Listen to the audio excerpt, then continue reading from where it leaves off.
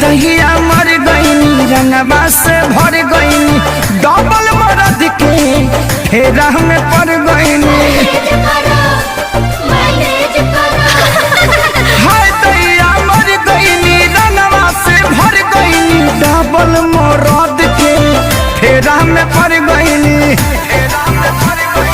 हाथ गईल साया भरे न पाया दाग लगा देले बड़े साजवानी में हमर सैया जी डालस बनानी में छोटी का देवर